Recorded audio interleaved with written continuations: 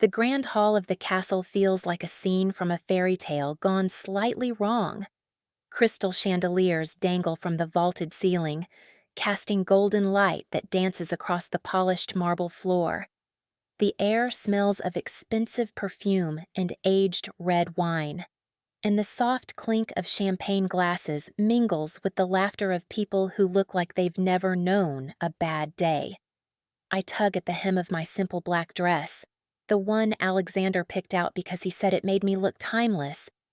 Timeless or not, I feel like a sparrow in a flock of peacocks. Do I even belong here, I wonder? My fingers brushing the plain gold wedding band on my left hand. Or am I still that orphan girl, pretending to fit into a world that's never been mine? This charity gala is my baby months of planning to raise money for kids in orphanages. Kids like the one I used to be. But standing here, surrounded by silk gowns and tailored tuxedos, I can't shake the feeling that every pair of eyes is sizing me up. Alexander, my husband, is stuck in a meeting in Paris. "You've got this, Elena," he said over the phone, his voice warm like always. "You always do. But right now, I'd give anything to hide in the shadows and let someone else take the spotlight."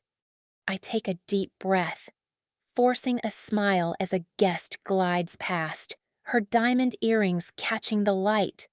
Do they know who I was, I think? A girl who grew up with hand-me-downs, dreaming of a place like this, but now terrified I'm not enough. It's a feeling that hits you in the gut, isn't it? That moment when you're in a room full of people, but you feel like you're on the outside looking in, if you've ever felt that way. Do me a favor, drop a comment below with just one word. Outcast. Share that moment when you felt like you didn't belong. It'll mean the world to know I'm not alone. And trust me, this story might just make you smile by the end. I edge toward the corner of the room, hoping to blend into the velvet drapes. But then I catch the eye of Hugo Duval, the MC for the night. His grin is sharp, like a shark spotting dinner. He's got that polished look, gelled hair, flashy cufflinks, and a vibe that screams, "I know everyone who matters." My stomach twists. What's he up to, I think? My heart starting to pound like it's warning me of a storm about to break. I'm still trying to melt into the shadows when Hugo Duval's voice booms across the grand hall, slick as a used car salesman's pitch. "Ladies and gentlemen, welcome to the gala of the year," he announces, strutting across the stage like he owns the place. His suit glints under the chandeliers, and those flashy cufflinks scream, "Look at me." The crowd claps, charmed by his too-perfect smile, but I can't shake the feeling he's trouble. Why's he staring at me like that, I think? My palms getting clammy. Keep your head down. Elena, just get through this. Hugo's the kind of guy who thinks he's the smartest person in the room, and he's not shy about letting you know it. He starts tossing out jokes about high society and the elite who make the world spin. The guests eat it up, chuckling into their champagne flutes. But then his eyes lock onto me again, standing near the velvet drapes like a kid hiding from the principal. Oh no, I think, my heart doing a nervous flip, he's up to something. "Folks, let's give a hand to the woman who put this shindig together," he says, pointing right at me, Elena Martinez. "Come on up." The spotlight swings my way, pinning me like a deer in headlights. The crowd claps politely, but I can feel their eyes dissecting my plain black dress, my lack of diamonds. They're wondering why I'm not dripping in designer labels, I think. Forcing my feet to move toward the stage. Just smile. Elena, don't let them see you're shaking. I climb the steps, my cheeks burning, and Hugo slings an arm around my shoulders like we're old pals. His cologne's so strong it could knock out a horse. "Elena, here's our unsung hero," he says, but his tone's got this edge, like he's setting me up for a punchline. "Now, let's be real," he continues, winking at the crowd. Not all of us can afford to shop on Rodeo Drive. Right, but Elena's keeping it real, showing up like she just strolled out of a thrift store. The room ripples with laughter. Some polite, some not so much. My face feels like it's on fire. He didn't just say that. I think. My fingers clutching the edge of my dress. He's making me a joke. Hugo's grin widens, feeding off the crowd's reaction. Stick around, folks. We've got a special surprise for our humble organizer, he teases. And the way he says humble makes my stomach churn. What's he planning, I think? Dread creeping up my spine like a cold shadow. I'm standing on the stage, the spotlight burning into me like a magnifying glass on an ant. Hugo's arm is still slung around my shoulders, his grin so wide it could split his face. The crowd's laughter from his thrift store jab lingers, a low hum that makes my skin crawl. Just get off this stage, Elena, I think. My heart hammering so loud I'm sure the mic's picking it up. But Hugo's not done. He raises his champagne flute, the golden liquid catching the light, and motions for the room to do the same. A toast, he declares, his voice dripping with fake sincerity, to Elena Martinez, the most modest star of the night. The word modest lands like a slap, and the crowd chuckles again, their glasses glinting as they raise them. A woman in a sequined gown smirks, whispering to her date. A guy with a Rolex the size of a hubcap lets out a snort. They're laughing at me. I think, my throat tightening. Not with me at me. Hugo's eyes gleam, feeding off the room's energy. Elena reminds us all that you don't need fancy clothes to make a difference, he says, pausing for effect. But just to keep her grounded, we've got a little gift. He snaps his fingers, and a waiter hurries up with a folded piece of fabric. Hugo unfurls it with a flourish, a cheap, neon green t-shirt with "Keep It Simple" scrawled across the front in tacky letters. The room erupts. Some guests clap like it's the funniest thing they've ever seen. Others hide their grins behind their drinks. My face burns hotter than a summer sidewalk. He's turning me into a punchline. I think. My hands trembling as Hugo thrusts the t-shirt into my arms. Go on, Elena. Hold it up, he urges, like we're in on the joke together. I force my arms to move, lifting the shirt for the crowd, its garish green clashing with the elegance of the chandeliers. This is what they think of me. I think, my eyes stinging, a nobody who doesn't belong. My fingers brush my wedding band, and I cling to the memory of Alexander's voice. You're enough, Elena. But right now, I feel like I'm shrinking, disappearing under the weight of their laughter. I glance at the crowd, searching for a friendly face. Most are too busy chuckling or snapping photos, probably for their snarky group chats. But then I catch Clara Beaumont's gaze, the older philanthropist sitting near the front. Her silver hair glows under the lights, and her eyes hold something soft, almost encouraging. She's not laughing, I think. A tiny spark of hope flickering. Hugo's still milking the moment, tossing out another quip about budget fashion. Stick around, folks. The night's just getting started, he says, but his voice feels like nails on a chalkboard.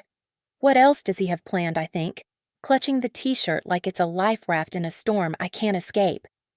The stage feels like quicksand, swallowing me whole as I clutch the neon green t-shirt. The crowd's laughter fades into a dull roar, but their eyes, sharp, judgmental, still pierce me. Hugo's already pivoting to his next bit, cracking some joke about charity starting at home.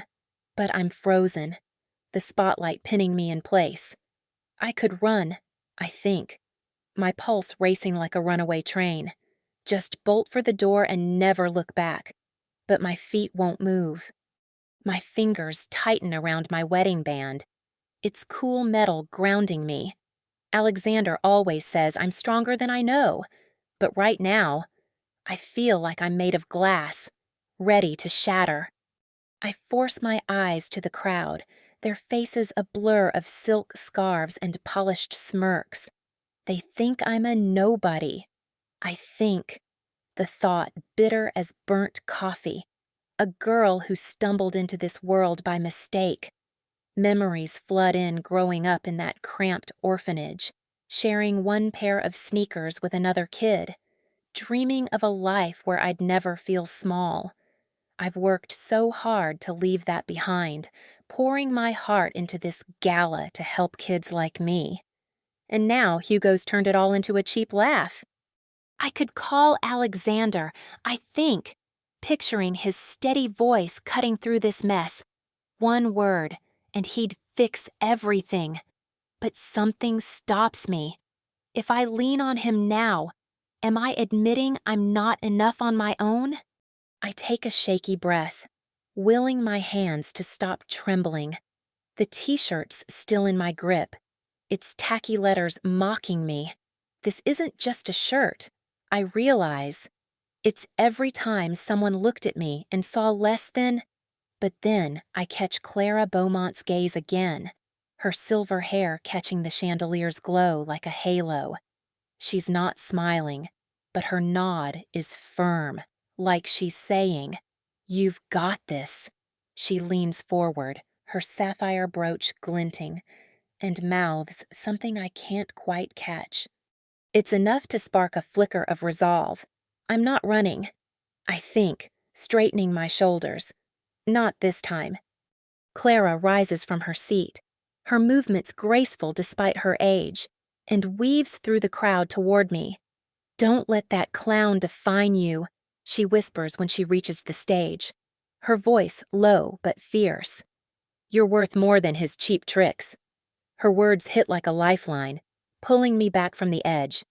She sees me, I think, a warmth spreading through my chest. Not the dress. Not the t-shirt me. Hugo's still prattling on, oblivious, but the room feels different now, like the air's shifted. I tuck the t-shirt under my arm, refusing to let it own me. I'm still here, I tell myself, my voice inside growing steadier, and I'm not done fighting. But Hugo's not finished either. He spins back toward me, his grin sharper than ever.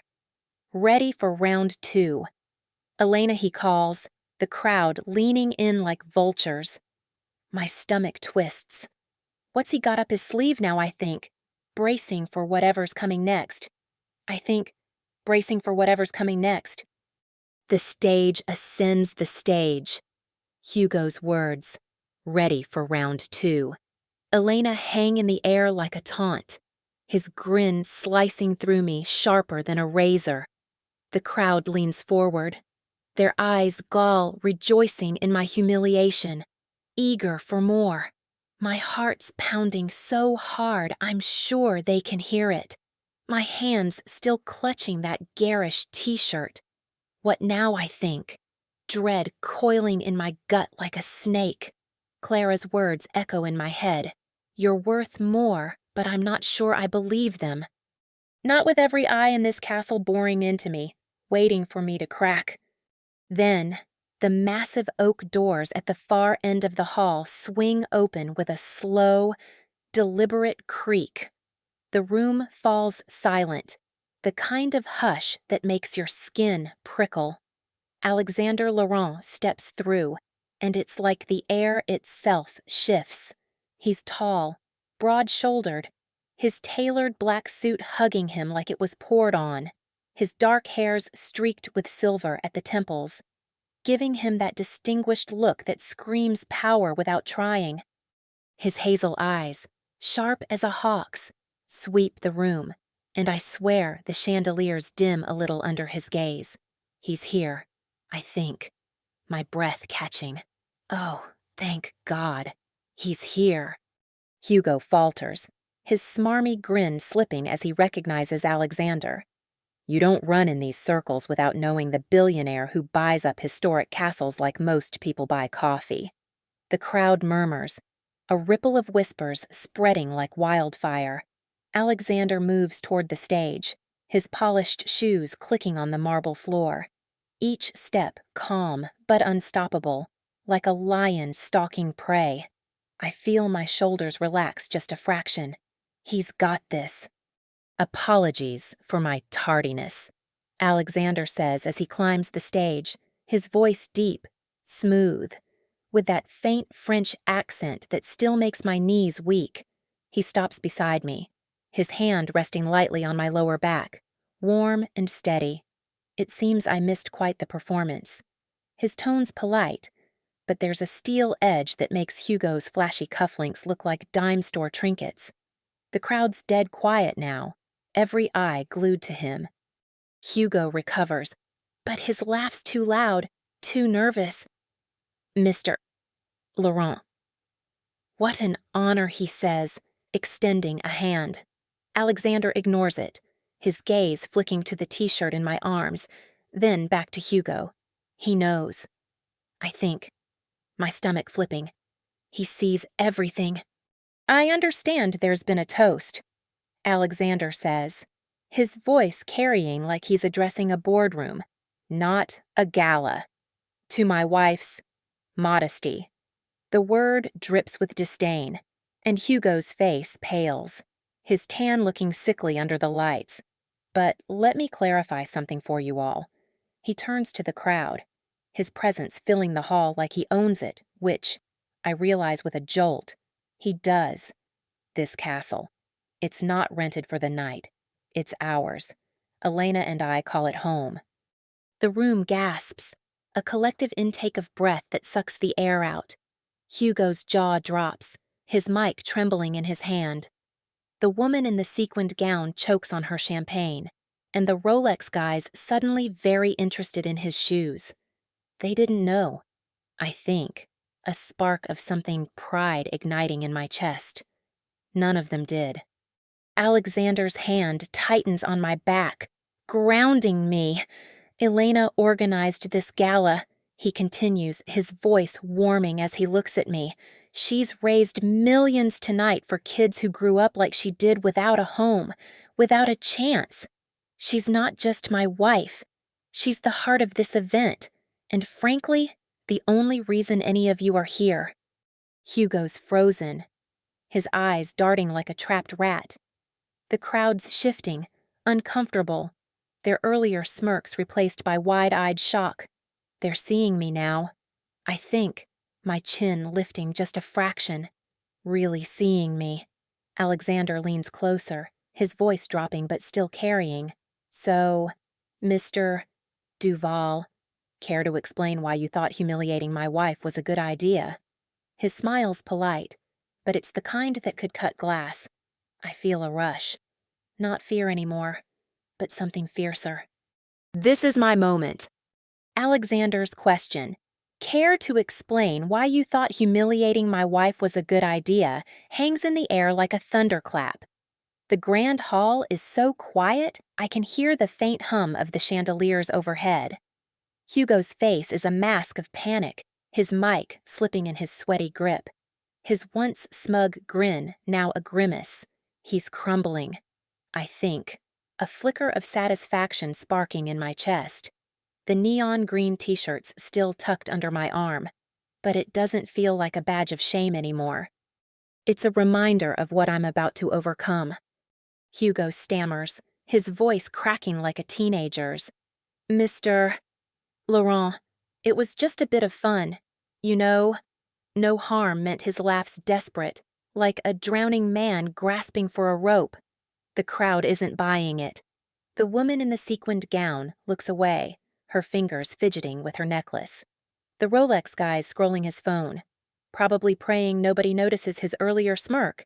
They're embarrassed, I realize, my spine straightening. Not for me, for themselves.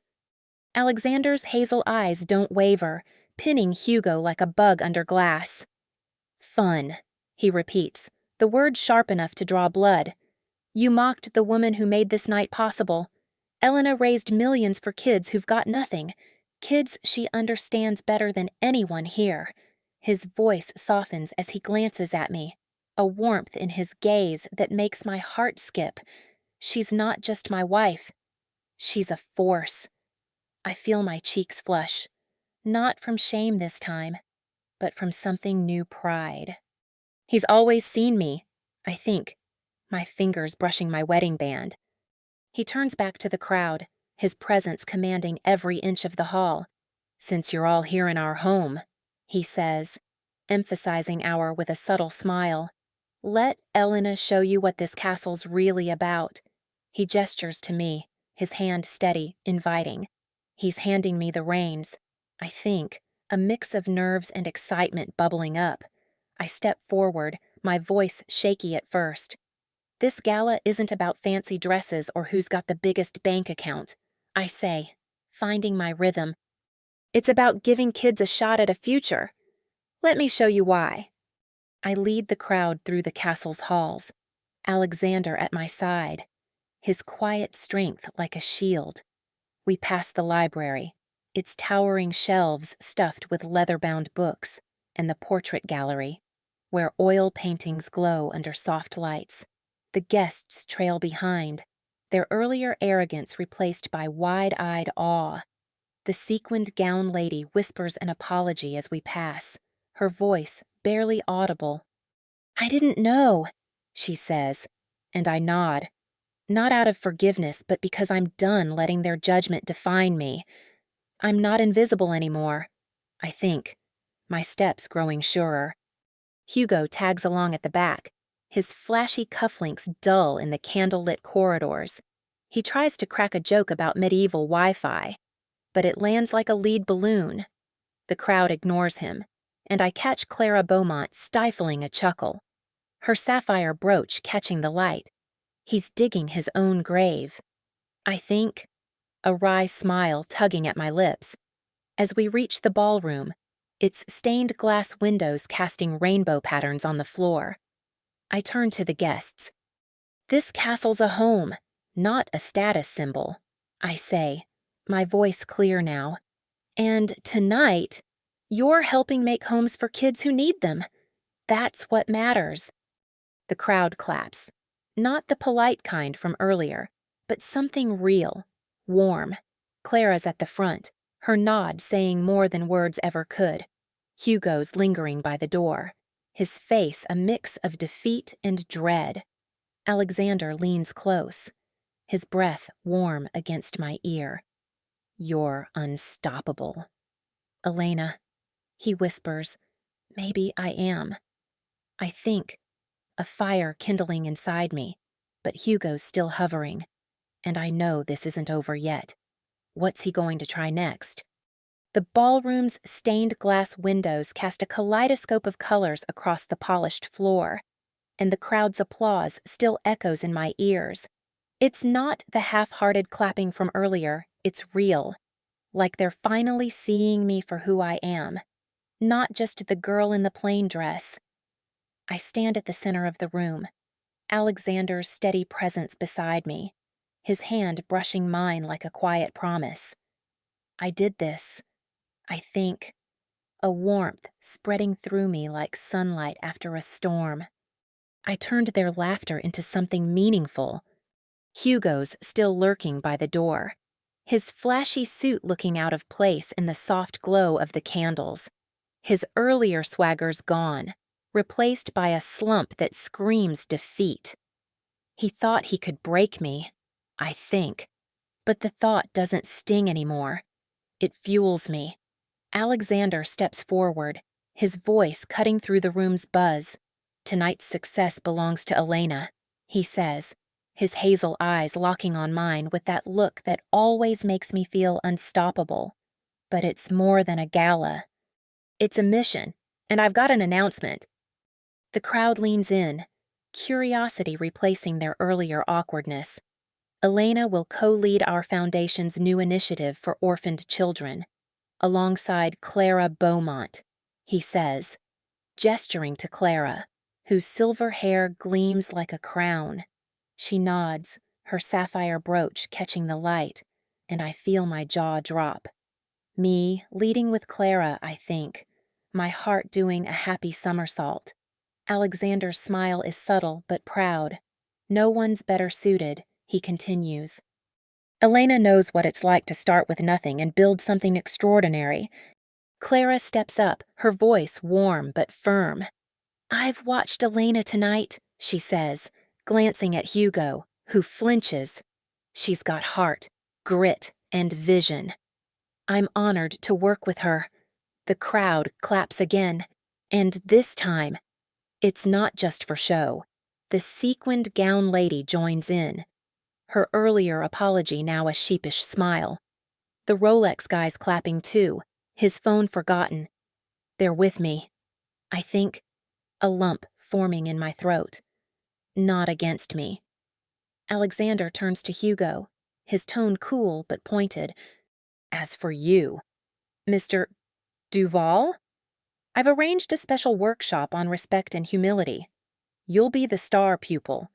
Hugo's face turns the color of sour milk, and a few guests stifle laughs. He's getting a taste of his own medicine, I think, but I don't feel cruel satisfaction, just relief.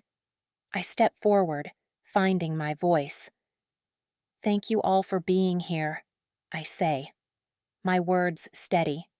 Money builds houses, but kindness builds homes. Let's give those kids both. The room erupts in cheers, and I feel like I could float. As the crowd mingles, Clara pulls me aside. You're a natural, Elena, she says, her eyes twinkling. Don't ever hide that light again. I nod, my fingers grazing my wedding band. I won't. I think, the weight of the night lifting like fog. Hugo slinks toward the exit, his head down, and I let him go. This isn't about him anymore. It's about the kids, the future, and the woman I'm finally starting to believe I can be. Alexander catches my eye, his smile saying everything words don't. We're not done yet. I think, a spark of excitement for what's next. The gala's hum fades as Alexander and I slip onto the castle's stone balcony, the night air cool against my skin. Moonlight spills over the sprawling gardens below, turning the rose bushes into silver silhouettes. I lean against the weathered railing, my plain black dress swaying in the breeze, the neon green t-shirt long forgotten in a corner of the ballroom. Alexander stands beside me, his suit jacket off, his shirt sleeves rolled up like he's just another guy, not a billionaire who owns half of Europe's history. This is home, I think, my heart so full it might burst. I twirl my wedding band, its simple gold catching the moon's glow. I was so scared tonight. I think, the memory of Hugo's taunts now just a faint echo. Scared I'd never be enough. But standing here, after leading that crowd, after hearing their cheers, I feel different, like I've finally claimed my place. You were incredible tonight, Alexander says, his voice soft, his hazel eyes holding mine. I knew you had it in you. I laugh, a little shaky. I didn't. Not until you showed up. He shakes his head, stepping closer. Elena, I didn't give you that strength. It's always been yours. His fingers brush my cheek, and I remember the first time we met me, a frazzled event planner. Him, a client who saw something in me I couldn't. He loved me before the castle, before the gala. I think, tears pricking my eyes. You're my home, Elena, he says, echoing the words he spoke when he gave me this ring. Not this pile of stones. I look out at the gardens, thinking of the kids were helping kids like the girl I was, dreaming of a place to belong. I found mine. I think, squeezing Alexander's hand. Not in a castle, but in who I've become. I turn to him, my voice steady. Let's make sure those kids find theirs too. He nods, his smile saying he's all in. The moonlight feels like a promise, a reminder that every dark moment leads to light. If I can stand up to a room full of judgment, anyone can, I think, and that's where you come in. Have you ever felt like you didn't belong, like the world was laughing at you? Drop a comment below, share your story, your outcast moment, and let's lift each other up. Hit that subscribe button and share this video with someone who needs to hear it. Your worth isn't in what you wear or where you stand, it's in who you are. Let's spread that truth together. As the stars twinkle above, I lean into Alexander, feeling lighter than ever. This is my story now, I think, and it's just beginning.